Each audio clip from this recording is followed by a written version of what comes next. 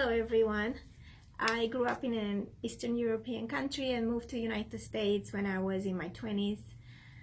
Even though I studied the American system of government to become a citizen, I still find that I wonder how some things can happen the way that they do today.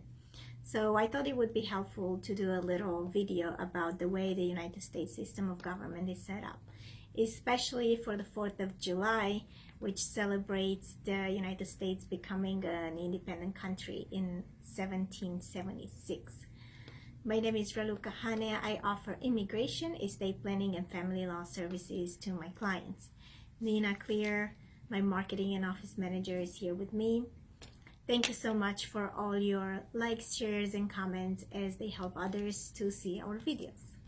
So even though we learned about government when I was in school growing up, because I grew up in the U.S., what actually helped me was there was these short song videos by the show was called Schoolhouse Rock. Everybody knows it who's my age, and they can sing the little ditties, and that made it really simple to understand. So there you have one about the system of government in the United States, and that might help people, so we're going to put a link to that in, okay? Okay. And the first thing we should discuss is the U.S. a democracy or a republic? That's right, and the short answer is it's both. Okay, can you explain that? Sure. It is what is called a democratic republic, or sometimes a federalist democracy. And what does that mean? It may help to look at what the founding fathers wanted the system of government to be. Keep in mind they were responding to having been ruled in essence by a king and a parliament who were born into their roles, and so the people had no say about who ruled them.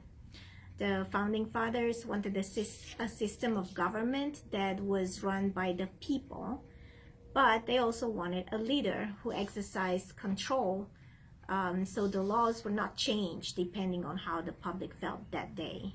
And however, studies have shown recently that the wealthy elite and lobbyists are who control policy and law creation, while the general population has less than a 1% effect on any changes in the government and the laws, right? Sadly, that is correct. Obviously, changes need to be made to put the people back in control, but those who are in power, the president and the Congress, is unwilling to make changes that may take away their power. So we are all in a bad situation right now. Okay, so back to what the founding fathers wanted. George Washington, who was the first president of the United States, is also one of the founding fathers of the United States system of government. And he felt that one central ruler was necessary, right? That's right. A few important things that George Washington established as the president that people might find interesting. He is one who came up with the title Mr. President. Others had wanted to call him His Excellency or His Highness or a number of other titles, but he felt Mr. President was the most appropriate. He also established the relationship between the Congress and the President's cabinet, which at the time only had 4 members. And he limited the office to 2 terms. He actually only wanted it to be 1, but others asked him to stay in for 2. And it wasn't put into law that it was only 2 terms until after FDR, who had 4 terms. He also established the president as the person who handled foreign policy. Okay, and since we talked about the first president, it might be helpful to explain the very confusing Electoral College. So Washington has been the only president in history who has ever been voted on unanimously by the Electoral College. Can you give us a super brief explanation about what it is? Yes, again, we need to go back to the founding fathers' mindset. While they thought the public should rule, they also thought the public might make bad decisions, so they had to curtail them in some ways. The Electoral College is made up of people who are selected at their party's convention. The number of electors is based on the number of Congress people, which is mostly based on population size.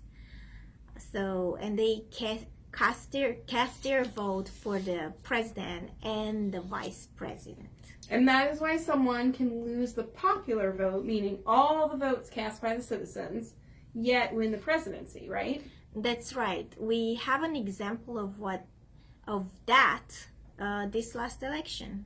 Hillary Clinton received 65,845,063 votes, while Donald Trump received 62,980,160 votes, meaning President Trump received almost 3 million fewer votes.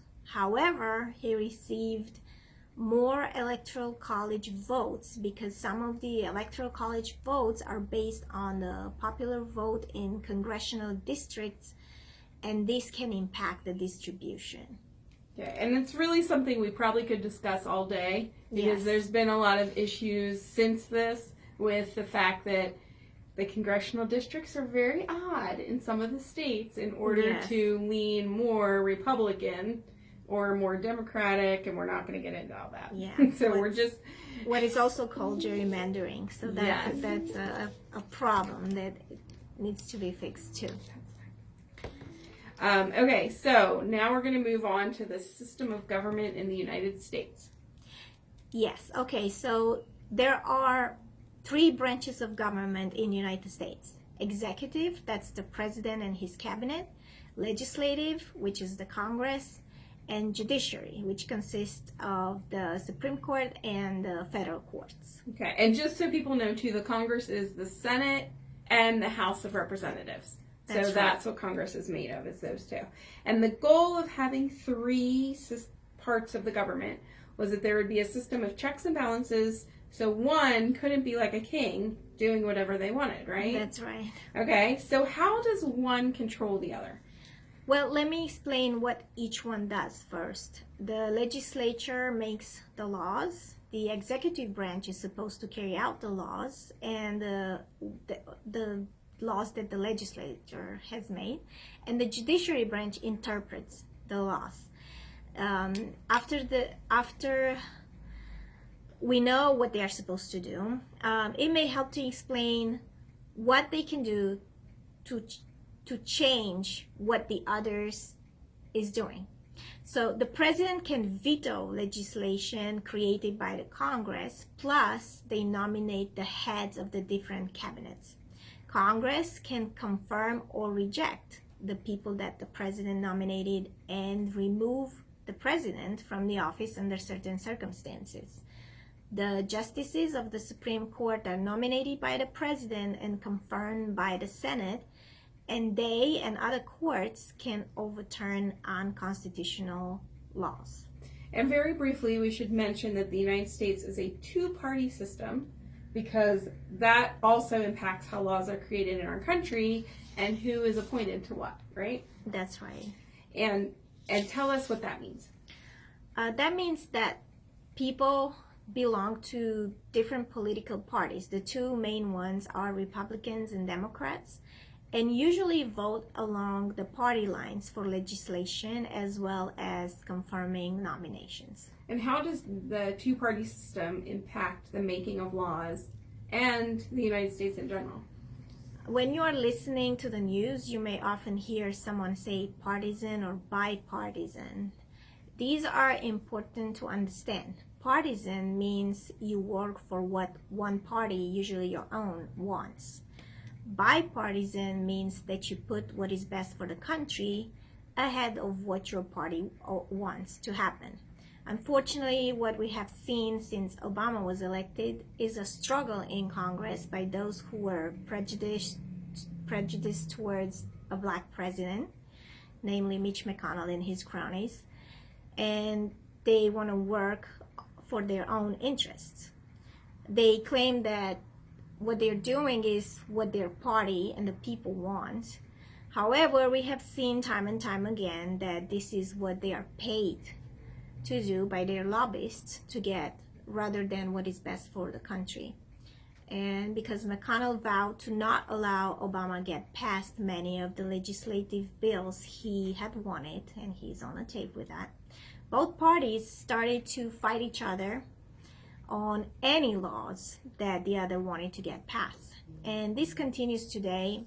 And rather than a bipartisan, working for the good of the country Congress, we now have a very partisan setup. And this can change with every election, and if we as a population work toward term limits. The president has term limits, but no one in Congress does, nor do the Supreme Court justices. So having term limits on both will help to create a more equal balance of power throughout the government. Thank you for all your shares, likes, and comments. The setup of the U.S. government can be very confusing, but it does impact immigration and other laws. So it is important for us to understand how it works and to do everything we can to ensure it is working for the people, not for the wealthy elite. Please reach out to us with questions about your immigration case. We are always here to help. See you soon.